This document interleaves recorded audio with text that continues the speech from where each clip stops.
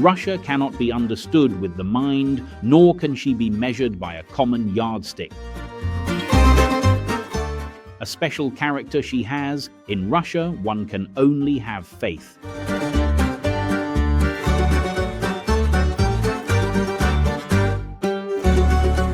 Fyodor Tyutchev, the 19th century Russian poet, seemed to be able to sum up his homeland perfectly, for it's a place that has to be experienced firsthand if you're to appreciate it fully. Russia and Moscow have an atmosphere unlike any other place around the world, yet strangely, much of it still remains unknown to many city tourists. Russia is the largest country in the world, and with historical Moscow as its capital, it's a place that just demands to be visited. It's a huge, sprawling city that has flourished recently, and almost out of nowhere, it's become one of the world's most sought-after destinations.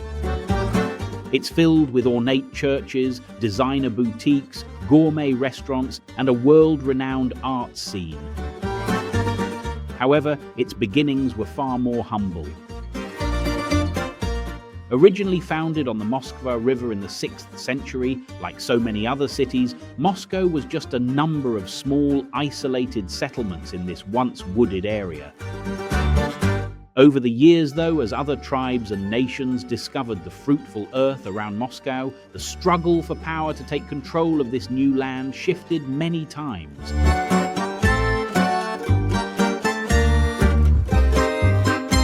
Warriors from Mongolia wanted to take control so badly that in the 12th century, when they attacked Moscow, they ended up burning what had become of the city to the ground. However, the Mongols' victory was relatively short-lived, and as Moscow became more powerful under their Mongol leaders, the people themselves were finally able to overthrow the Mongols by the mid-1300s, and this is when an idea of a true Russian nation was born. With Moscow's newfound independence, it was able to grow and fortify itself extremely quickly. With growth came the emergence of Russia's first Tsar of all the Russias, Ivan IV.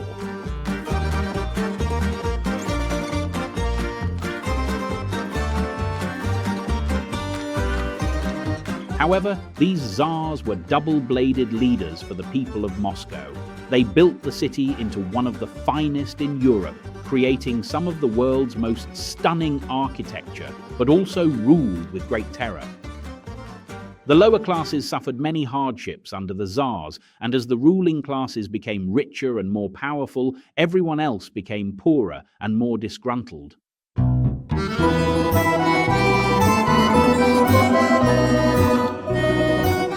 By 1917, Russia had lost 3.5 million men in the First World War, and even though the Tsars had built Moscow into a great empire, the lower classes had had enough. They wanted out of the war, and out of the way they were unfairly ruled. Strikes broke out on the streets, and in February 1917, revolution forced the Tsar to abdicate and go into hiding. This shift in leadership and unrest amongst the people meant that by October a new power was able to rise up. Vladimir Lenin helped the Bolsheviks gain dominance, and before long, Soviet Russia was born.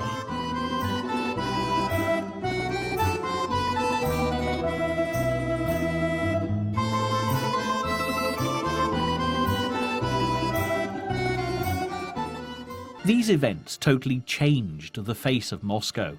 Great Soviet buildings were erected, and the Red Army closed many doors to outsiders. The new leaders were proving to be just as ruthless as the old Tsarist regime, and many of the images that people have of Moscow were born in this time. The secret police, the hammer and sickle badge, Red Rule and the Iron Curtain all came out of the Soviet Union, and it was not until 1991 that Moscow finally opened its doors to the public once more. As the Soviet Union was dissolved, Russia finally gained a new democratic government, and Moscow was at last able to share its hidden delights with the world. The city's turbulent history had caused the building and destruction of many structures, and this changed the landscape of Moscow forever. There are buildings left over from both the Tsarist era and the Soviet regime, and around these structures a truly unforgettable city has been created. Because of this, Moscow is a delight for the eyes. A city of contrasts that has an endless supply of surprises. And as we'll find out, as Tyutchev said, Moscow has a very special character, which I'm certain you're going to absolutely relish discovering.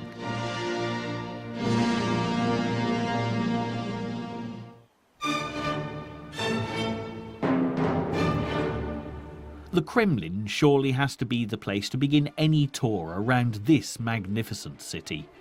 The architecture and story of this area sums up everything that Moscow is, and much of the city's complex history is rooted in this very spot. So it's no surprise that the Kremlin is to be found at the very centre of Moscow.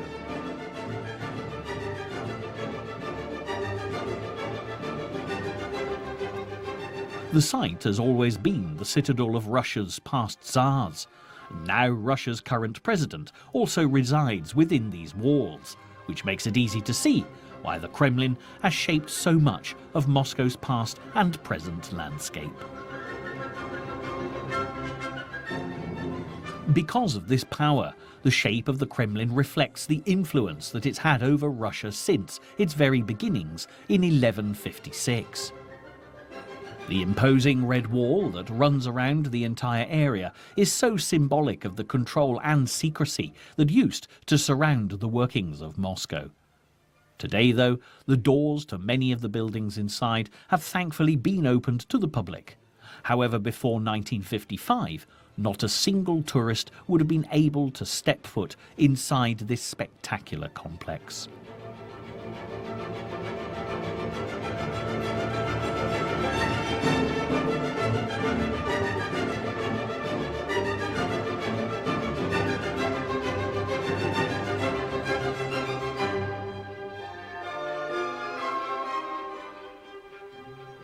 Moscow's so-called Iron Curtain kept many secrets hidden away from public view. But since the fall of the Soviet Union, Moscow has become a much more open city. Thankfully, now all that really remains of that rather cloudy period are the buildings themselves, which is now one of the city's top tourist spots. However, in 1156, the powers that be were far more interested in building a formidable fortress than a tourist attraction, and Prince Yuri Dolgoruki decided that this area was the perfect spot to house the first wooden Kremlin. As Russia grew, so too did the protective Kremlin, and as time passed, the wooden structures inside were replaced with many sturdy architectural masterpieces.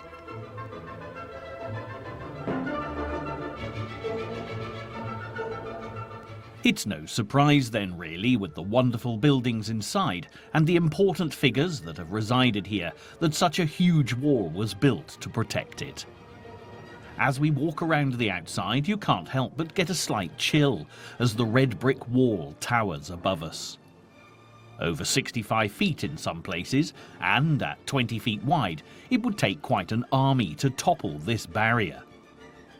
Luckily though, since the fall of the Iron Curtain and the opening up of many state buildings, there's now no longer any reason for armies to try and attack the Kremlin.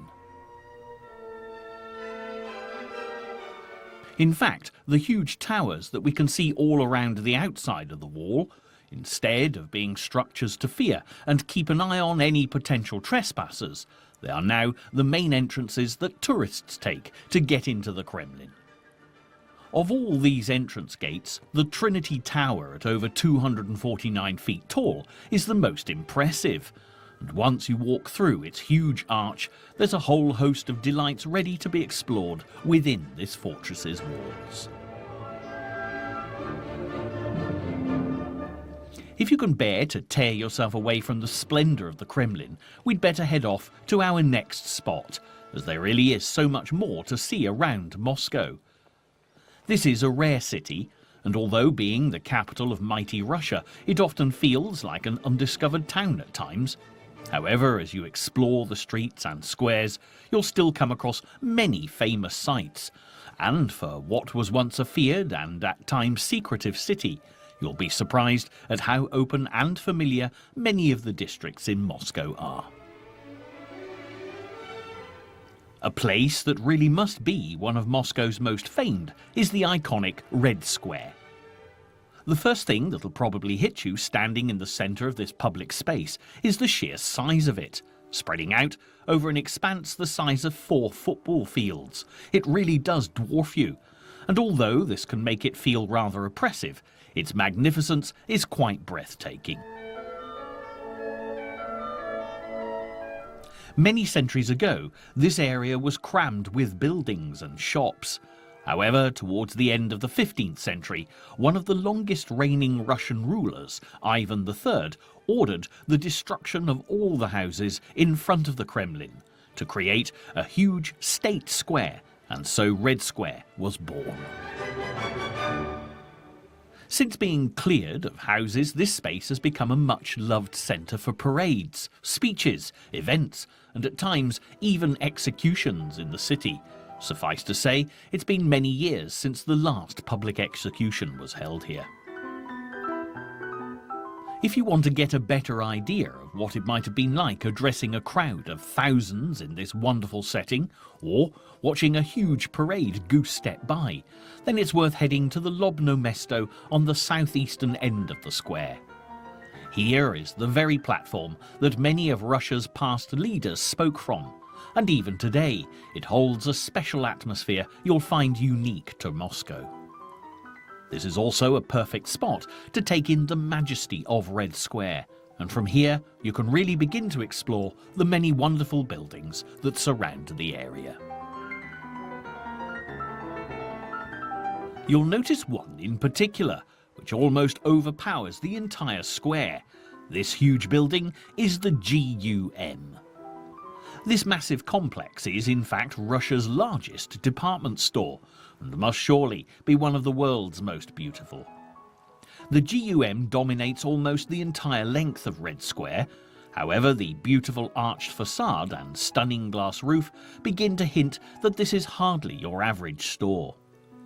While most cities around the world are now filled with soulless shopping complexes and lifeless stores, Moscow has cherished its past, and you'll find the city's commercial business has prospered because of it. Combining Russian medieval ecclesiastical architecture with an elegant steel framework, the edifice is reminiscent of the great turn-of-the-century train stations of Paris and London. And when the structure was completed in 1893, it showed the world that Russia could have the style and commerce of any other major capital. If you have time to take a look inside, you'll find yourself stepping into the glamour of Russia's past. And with an array of shops and stores on offer, you won't find it hard to pick up fine gifts from the many world-famous brands to take home as souvenirs. Sadly, on this tour of Moscow, there really isn't time to go shopping, as the city has so many more locations just crying out to be seen, and as Red Square is brimming with architectural features, you'll find plenty to keep you occupied.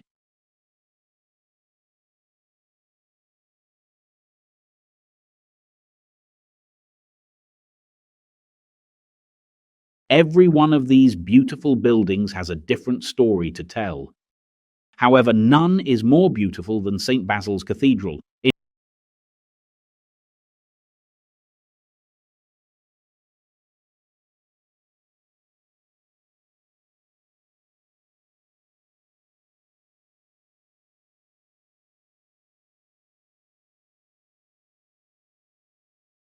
In fact, legend has it that Ivan the Terrible was so pleased with the building when it was completed in 1561 that he had the architect Postnik Yakovlev blinded to prevent him from ever designing anything to equal its magnificence.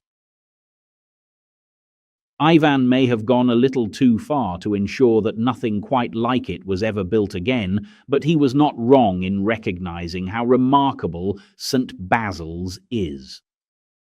With its brightly coloured towers and onion domes, the cathedral is possibly the finest example of Russian Baroque architecture in Moscow.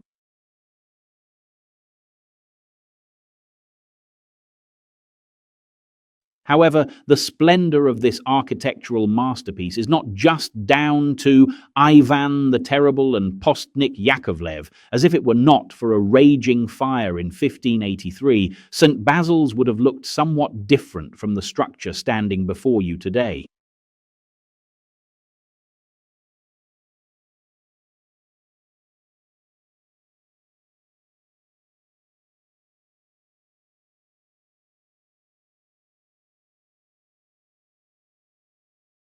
The fire spread throughout the building, destroying many of the original helmet-shaped tower tops, and so after the flames died down, these new-style ribbed and faceted tops were added in their place. Then, even later in 1670, vibrant colours were introduced, decorating each dome with a delightful array of patterns and swirls. As you can see, rather than taking away from the original design, these changes have really added to the cathedral and made it what it is today.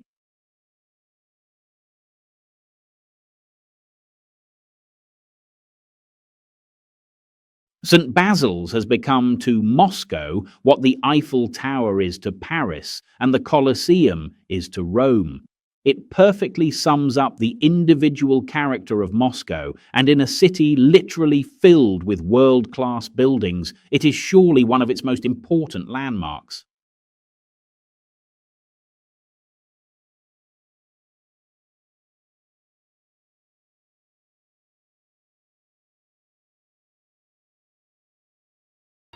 In fact, you only have to turn around and look across to the other end of the square, and you'll see yet another world-class building just itching to be explored.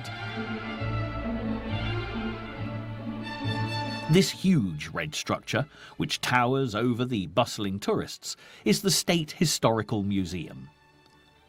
Founded in 1872, the museum will give you a wonderful opportunity to explore all aspects of Russian history, from its ancient tribal beginnings right up to the present day, and boasts treasures such as the silver death mask of Peter the Great, who transformed the Russian Tsardom into an empire in the 18th century.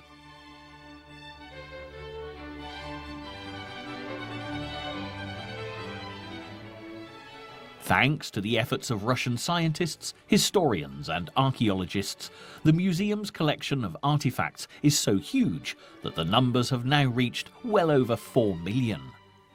However, there is one item that really surpasses everything else in the collection, which is the fine building that houses it all. Originally opened in 1894, the museum's neo-Russian design is one of the city's finest examples of this kind of architecture.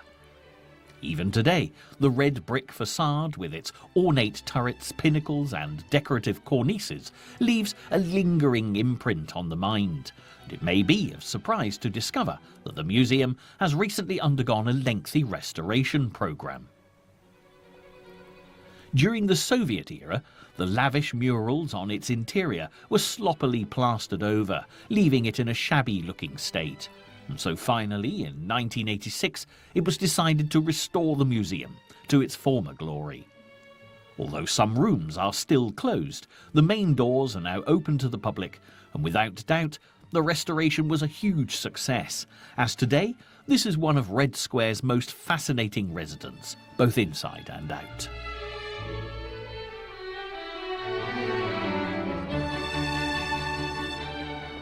There is, however, one final building in the square that has a story to tell, and its tale is probably the most intriguing of all. Behind the red brick walls of this rather plain building lie the remains of one of the former Soviet Union's greatest and much-loved leaders, Vladimir Lenin.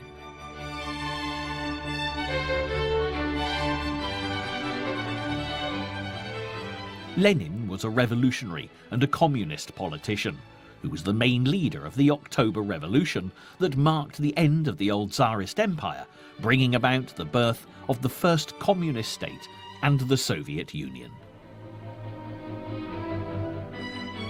Lenin, for many of the working classes, was a hero, as he helped sweep away the old unfair regimes, and this is why so many Russians urged the government to preserve his body after he died on January the 21st, 1924.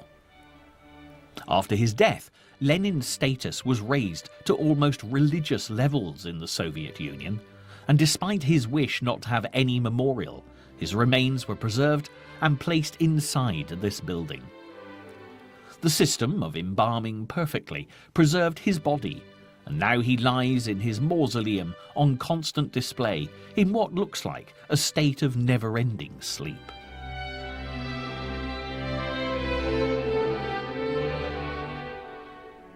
Before the dissolution of the Soviet Union in 1991, the queues to pay your respects to Lenin would snake all over Red Square, and it could take hours of patiently waiting before getting a glimpse of the leader inside. However, nowadays it's much quieter here, and apart from the anniversary of his death in January, you'll be more likely to see curious tourists walking past his body than political followers. The mausoleum may not be the most memorable of buildings to look at, but it must surely be one of the most intriguing to visit, and something you won't forget for a very long time. Incredibly, this is still only the beginning of a remarkable journey through Moscow's past, and already so many unforgettable sights have been encountered. One of the most amazing things about this city is that it's absolutely brimming with places to investigate, and each one offers so much more than many other popular tourist destinations around the world. Moscow has a stunning collection of old and new architecture, and the next few places to visit grace the skyline with some very splendid and perhaps more modern buildings than the ones you've seen so far. In fact, these are not just a few places to explore, but 7 superb sites.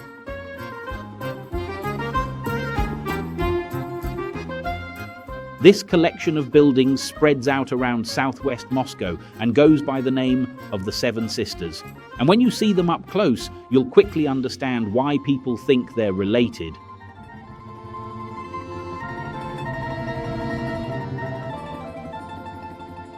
All these buildings were created after the Second World War and were the brainchild of the Soviet dictator Joseph Stalin. He had great plans for what he called a palace of Soviets, and the Seven Sisters were just the start of his redesign of Moscow, which would include the phenomenal metro system, which you'll have the opportunity to visit a little later on, and a soaring tower topped by a 328-foot statue of Lenin. The tower with Lenin was never completed, however the Seven Sisters were and are now the signature buildings of what is known as the Stalinist Gothic style.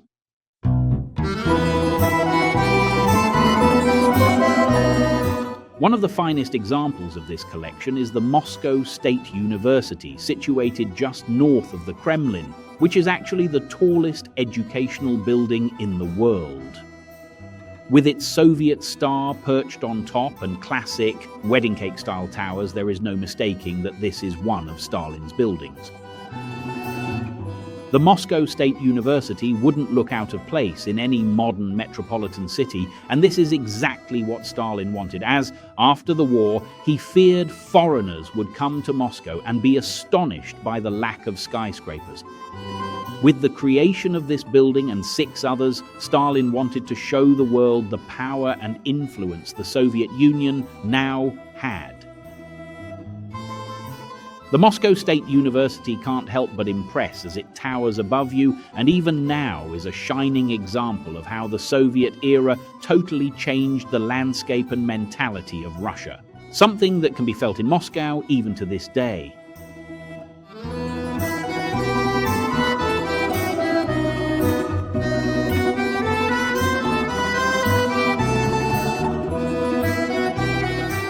Another fine example of one of Stalin's seven sisters is the Foreign Ministry, which you'll discover if you walk to the western end of the city centre. The building looms high above the streets of the old Arbat district, and just like its siblings, demonstrates beautifully Stalin's vision for the new Soviet Union. The Foreign Ministry was one of the last buildings that Stalin overlooked before his death, and although his Palace of Soviets was never fully completed, what does remain makes up part of a stunning legacy.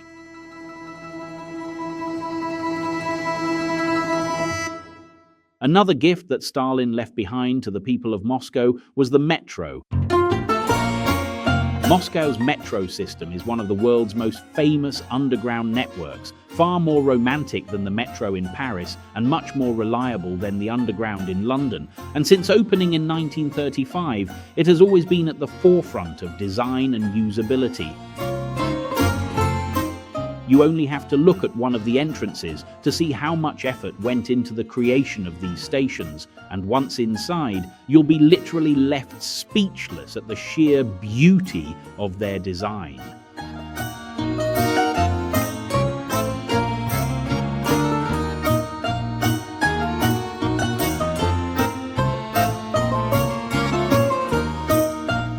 People actually come from all over the world to experience Moscow's metro system, and the artwork and fittings that adorn the many stations are unlike anything you will have ever seen.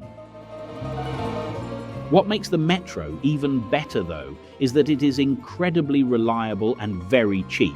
So if you're able to understand the basic workings of the system and feel confident reading the Cyrillic signs, this is the best way to travel around and a fabulous way to discover some of the city's socialist art.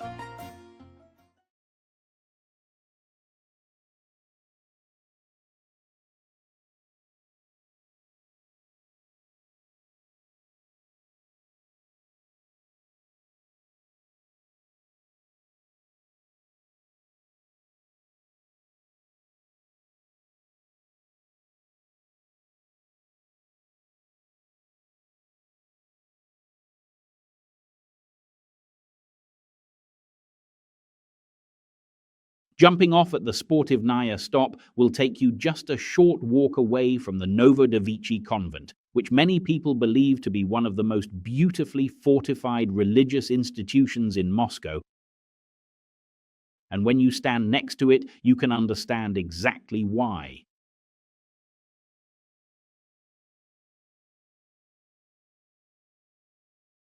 Originally founded in 1524 by Basil III, this lovely building was built to commemorate the capture of the western Russian city of Smolensk from the Lithuanians. As you can tell for yourselves, this truly is a spectacular commemoratory building with its ornate decorated walls and glorious towers. It may come as a surprise to find that hidden within is a fully working convent, although the Communist Soviet Union closed the convent down in the 1920s. 2 decades later, the Soviets realized their mistake and returned the building to its rightful owners. It would have been quite a tragedy if the convent had been allowed to fall into disrepair, as gazing up at the tall towers and golden domes reaching high above the trees, it creates a stunningly captivating sight. You could probably be quite content just relaxing in the presence of this tranquil complex for the rest of the program, as it's a place where all worldly stresses seem to just melt away. Regrettably, time is limited, and as there are still so many more places to visit, stopping for too long would mean missing a whole host of other fascinating locations, so it's time to jump back onto the metro and head back into the city. Just a quick trip will take you back to the old Arbat district, which you visited a little earlier. This is a charming area in the west of Moscow, which has a totally different atmosphere to the Novodevichy convent, yet you'll find it just as inviting. Very much like Covent Garden in London or Montmartre in Paris, the old Arbat is an area alive with bustling shoppers, stalls and street artists, and just as in similar areas around the world. This was where the writers, poets, artists, and intellectuals of the city once lived and worked. Simply walking along some of the pedestrianized streets and soaking up the entertainment and intoxicating atmosphere can give you a taste of old Arbat's colorful past. And as you can see, this district is a wonderful example of how surprising Moscow can be if you really explore the city properly. The area presents a vibrant contrast to the images of onion-domed palaces and the strict Soviet regime which most people seem to conjure on their first visit to Moscow. And the bohemian atmosphere, wonderful restaurants, and interesting boutiques prove that this is a city full of surprises with as much variety as any European capital. If you have time, you may like to delve a little deeper into the fascinating history of this area. And as many of the houses here once belonged to some of the most cultured residents in Moscow, you'll find an array of interesting museums to explore. The most famous and surely the most intriguing of these must be the home of the great Russian author and poet Alexander Pushkin.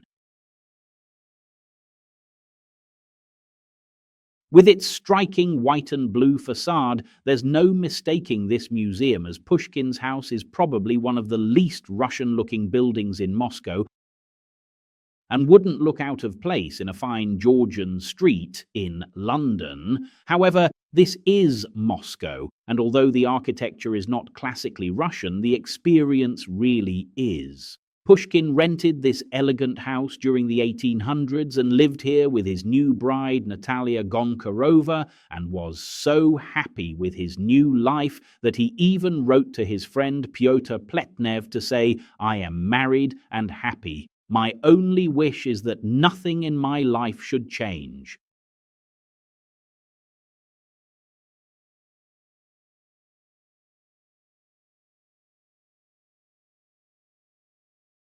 However, after a short spell, the couple moved to St. Petersburg, and suddenly everything did change for Pushkin, with a tragic series of events which would ultimately lead to his life being cut short at the young age of 38.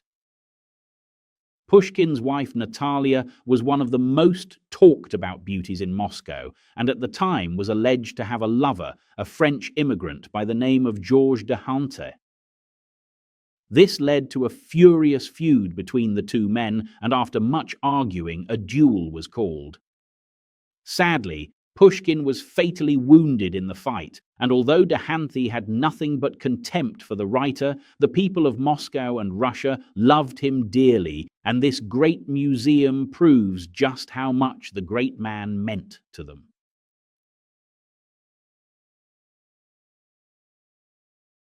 Credited with giving Russian literature its own particular identity, the spirit of Pushkin is kept alive within these colorful walls, and the house pays true homage to the life and works of the talented writer.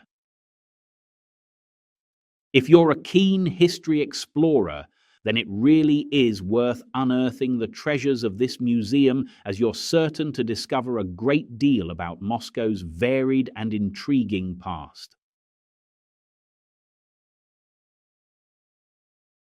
Sadly, it's time to leave Pushkin and the colorful streets of Old Arbat, but traveling slightly north will take you to a location just as cultured and rather more glamorous. Behind the pillars of this impressive building is the home of an art form which is truly Russian in flavor, and the reason why this structure has become such a landmark in Moscow. This is the Bolshoi Theatre, and home to the Bolshoi Ballet, one of the oldest and most famous ballet companies in the world, established as long ago as 1776. Surprisingly, this beautiful building is the third incarnation of the Bolshoi, as sadly the first two were badly damaged by fires in the 19th century. However, as the ballet was so important to the people of Russia, each time it was rebuilt to an even grander scale than before, and the structure you can see before you today has been standing since 1856. The theatre is a wonderfully graceful-looking building, and the work that's gone into creating it is just as stunning as the shows that are put on inside. From the fine towering pillars to the neoclassical relief of two angels adorning the front of the building, it really is a stunning piece of architecture. The most impressive part of the theatre, however, must surely be the statue of Apollo and his celestial horse-drawn chariot, poised ready to leap from the pillared edifice. This statue was part of the original building, and it's quite extraordinary that the very part of the structure that survived the heat of the fire was that of the chariot, which, according to legend, dragged the blazing sun across the sky.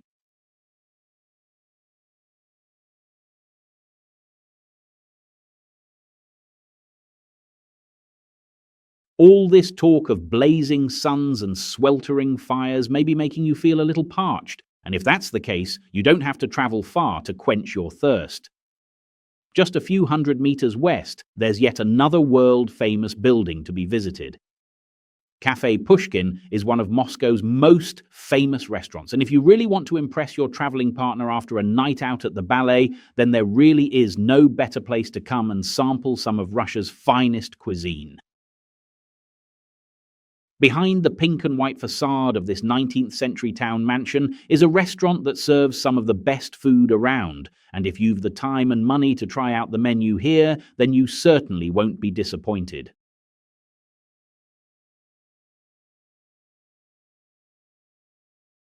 After you've eaten your fill at Pushkin's and had that extra dessert you really shouldn't have, then you might want to spend a little time walking to burn off those calories. If that's the case, what better place to head to than Moscow's fantastic city centre zoo?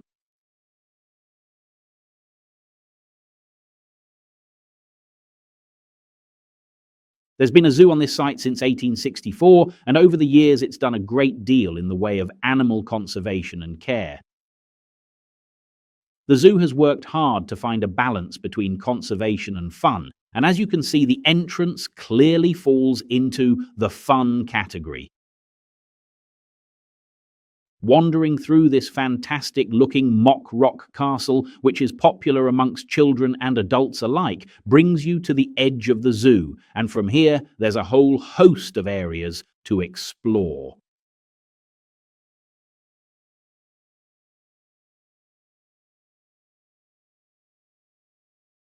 Once Russia and much of Eastern Europe was condemned for its treatment of caged animals, however, recently these attractions have really changed, and the people of Moscow now understand the importance of proper animal care. The zoo houses well over 6,000 animals, and this really is a great place to come for a stroll, whilst giving you the opportunity to see a whole host of creatures. If you'd prefer to stay on the historical rather than the zoological path, and are looking for something which is maybe more in keeping with the traditional view of Moscow, then you may want to head towards the Triumphal Arch. This glorious piece of commemorative architecture looks as though it's been standing in this spot since Napoleon was beaten out of Russia in 1812. However, although this is what it was built to celebrate, it's only occupied this space since 1968. It began its life in 1814 as a wooden arch erected on Gorky Street in an entirely different part of the city, but after deteriorating quite rapidly, it was replaced in 1834 by a much sturdier arch made of stone. But this was not to be the last of the changes, and after a century, plans to widen Moscow's roads meant the arch had to be removed, and so its rich sculptural decoration was kept hidden away for 32 years in the Museum of Architecture. Finally, in the 1960s, the council decided that the arch should be reconstructed and brought to this location in Victory Square, and a team of architects, artists, and engineers were faced with the difficult task of recreating the original monument using drawings and photographs and old measurements. As you can see today, the troubles they took have certainly been worth it. With its elaborate friezes and sculptured detail, the triumphal arch makes a magnificent sight and is a fitting expression of the resilience of a city arising from the ashes and ruin of the French invasion 200 years ago.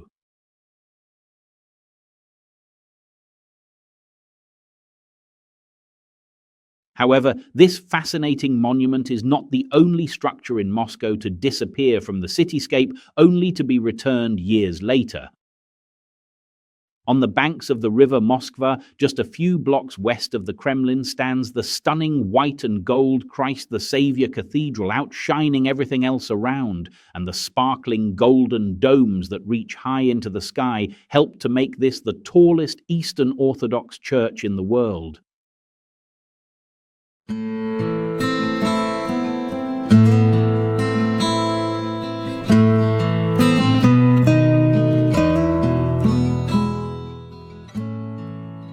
You are very lucky, however, to be able to enjoy this cathedral at all, as this is, in fact, a very new church which was built to replace the original, which was destroyed in 1931. The cathedral, however, was not bombed by enemy forces or ravaged by fire, as you might think, but torn down by Russia's leader at that time. Joseph Stalin had chosen this spot to be the place where a great monument was built, to make way for it.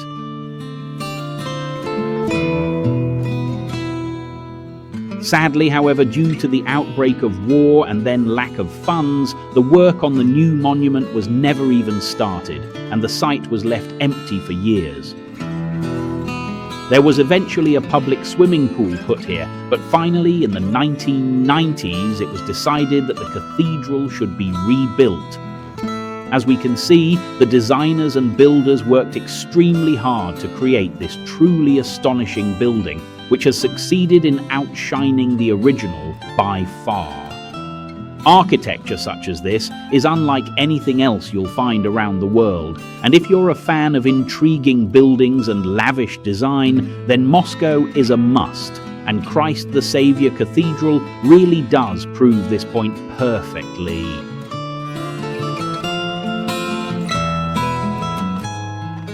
Although the cathedral is perhaps one of the most beautiful buildings in this area of the city, there is one monument along the river competing for attention, which you'll find almost impossible to miss. This towering homage to Peter the Great utterly dominates the skyline, and at nearly 100 meters, this immense piece of art is one of the tallest statues in the world.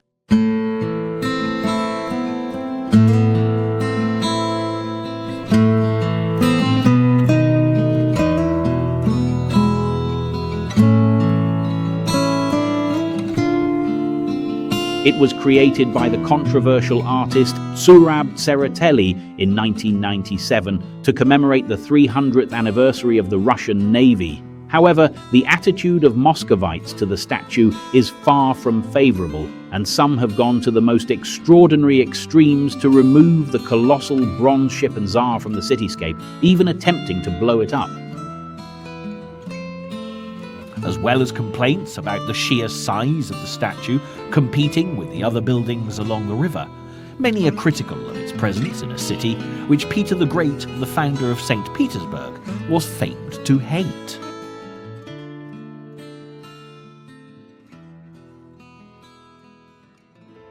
Although unpopular with the locals, you can't fail to be bowled over by the spectacular size of this huge monument, but if you'd rather visit something a little closer to the hearts of the Muscovites, it's worth heading off to Moscow's best museums to uncover some of the city's hidden gems.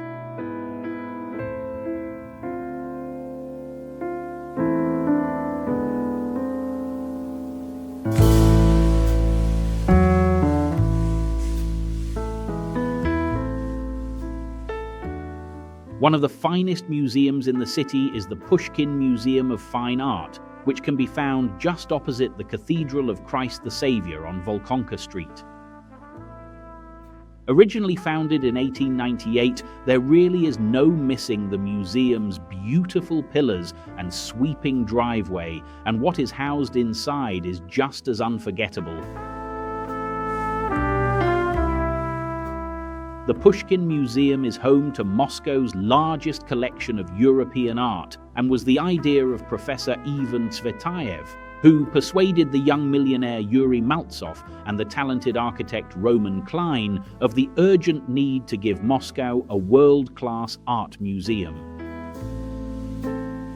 Tsvetayev must have been a persuasive man, as by 1898 plans for a lavish art museum were underway, and the combined efforts of Maltsov and Klein succeeded in creating this fabulous building, which was finally completed 14 years later.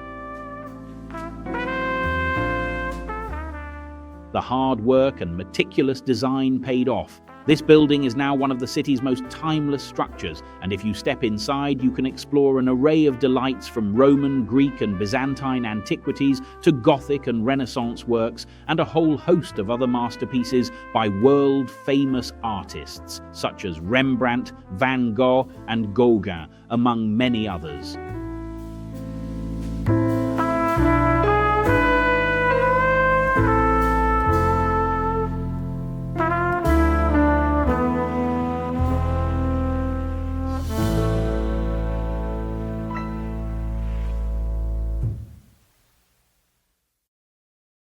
Ivan Tsvetayev knew how vital such a museum was to a city that wanted to make itself known to the modern world, and when the doors opened on May 31st, 1912, the people of Moscow were finally able to see how culturally important this building would really be.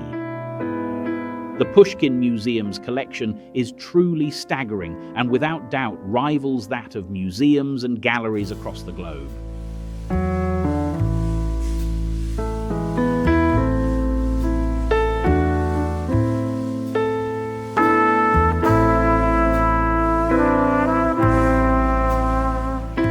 You may, however, be a well-seasoned traveller who's seen a great deal of worldly masterpieces, and if this is the case, you might prefer to enjoy some more of Moscow's outdoor pleasures.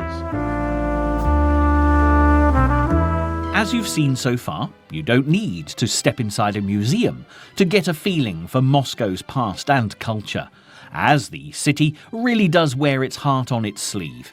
And you only have to wander around the many streets to discover more about the history and life of this enchanting place. Somewhere that displays this perfectly is the world-famous Gorky Park.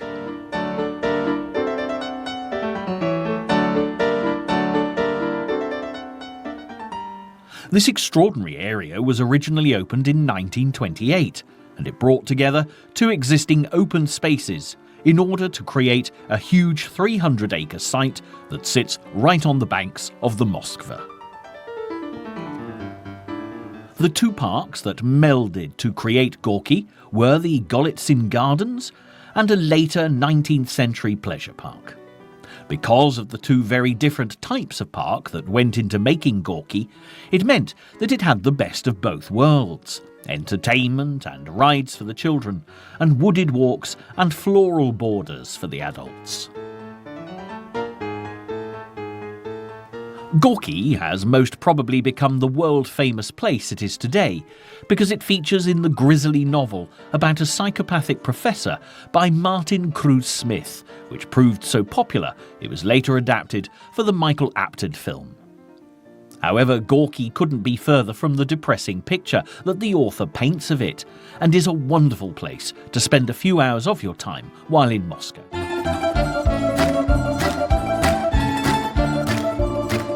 From the impressive entrance gates to the original Buran spacecraft, Gorky Park has something for everyone, and even in the bitterly cold winter months, it has a much-loved activity for the public to enjoy. During this time, many of the paths and ponds in Gorky freeze over, and the park becomes one huge, magical-looking ice skating rink.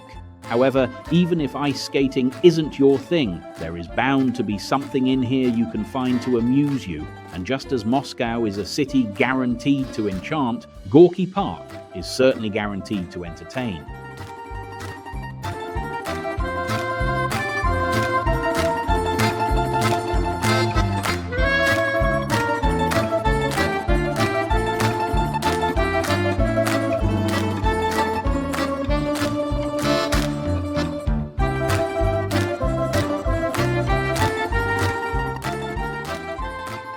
Many people have preconceptions of what they think Moscow is going to be like. But as you must have found on this fascinating tour of the city, one of the wonderful things about Moscow is that it's quite impossible to sum up in a few words. As this intriguing adventure nears its end, wandering along the river Moskva will give you the chance to take in your final views of this spellbinding city.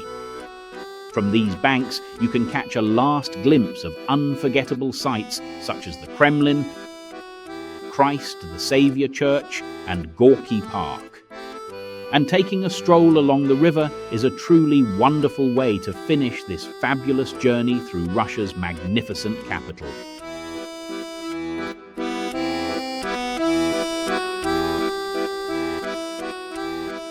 This is the one true city in the world which is sure to leave you speechless, for its history, architecture, and atmosphere blend together to make it a place unlike any other.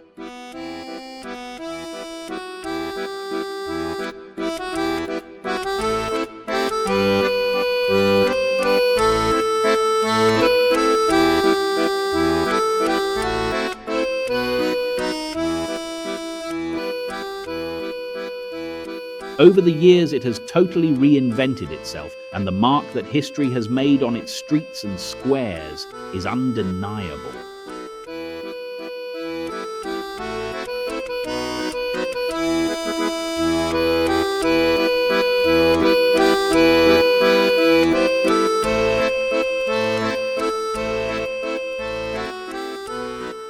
From an empire of czars to a city hidden behind the Iron Curtain, a unique and extraordinary capital has been created, full of breathtaking wonders just waiting to be discovered. And today, with its each and every delight revealed for the world to see, Moscow is undeniably one of the most captivating destinations in Europe.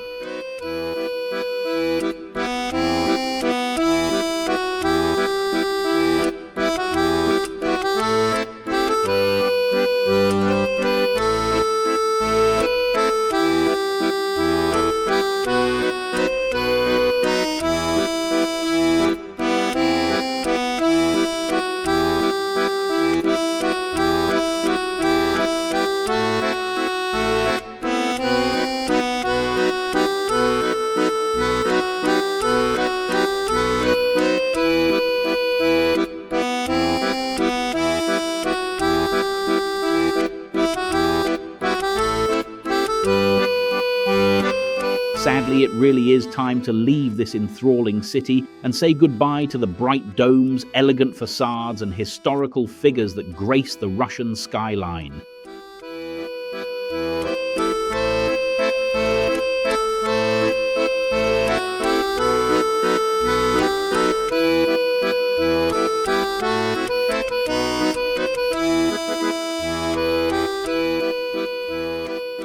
The beauty and culture emanating from every street and building cannot fail to inspire a return visit to this mesmerizing location. Without a shadow of a doubt, you'll find that before long, you'll be begging to return to this fabulous and intriguing city.